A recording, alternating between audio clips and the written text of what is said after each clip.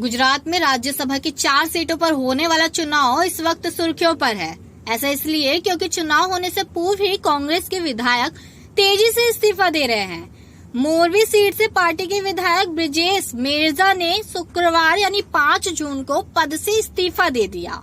विधानसभा अध्यक्ष राजेंद्र त्रिवेदी ने इसकी जानकारी दी। इससे पहले गुरुवार यानी 4 जून को ही 2 विधायकों ने इस्तीफा दिया था। मार्च से अब तक पार्टी के 8 विधायक इस्तीफा दे चुके हैं।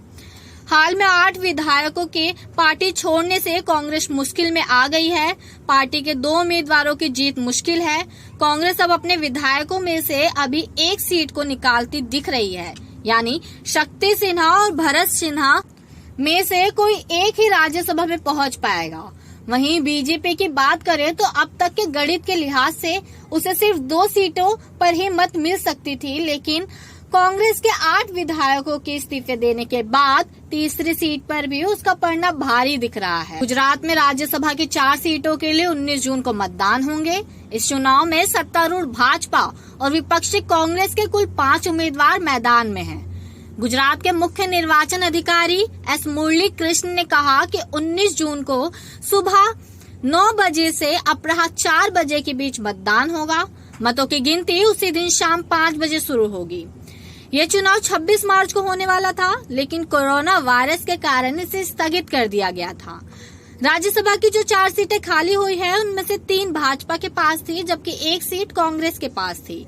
कांग्रेस ने वरिष्ठ नेताओं शक्ति सिन्हा गोहिल और भरत सिन्हा सोलंकी को मैदान में उतारा है। वहीं भाजपा ने अभय भारद्वाज, रमीला बारा और नरहरि अमीन को मैदान में उतारा है। नियमों के अनुसार गुजरात राज्यसभा के लिए सीट जीतने के लिए उम्मीदवार को सिंगल ट्रांसफरेबल वोट STV के तहत 37 वोट की जरूरत है। यहाँ STV का मतलब बताना जरूरी है। बता दें कि राज्यसभा में एक उम्मीदवार को चुने जाने के लिए न्यूनतम कितने वोट चाहिए, ये वोटों की गिनती और सीटों की संख्या पर निर्भर करता है।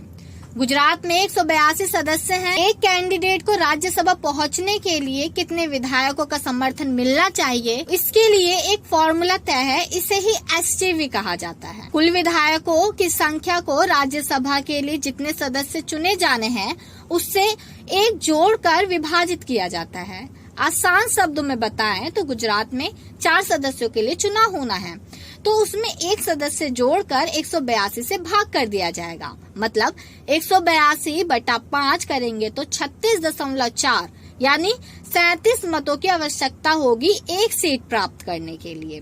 बीजेपी के पास अभी 103 विधायक हैं, जिससे वह केवल 2 सीट हासिल कर सकती है। वहीं कांग्रेस को राज्यसभा की 2 सीटें जीतने के लिए 74 विधायक चाहिए, लेकिन अब उसके पास 65 अपने और 3 दूसरी पार्टियों के जोड़े तो भी 68 ही होते हैं। कुल मिलाकर 19 जून को होने वाला चुनाव रोमांचक होगा। सभी की नजरें इन चुनाव पर टिकी हुई है। अब किसको कितनी सीट प्राप्त होती है, ये तो समय ही बताएगा। शुक्रिया।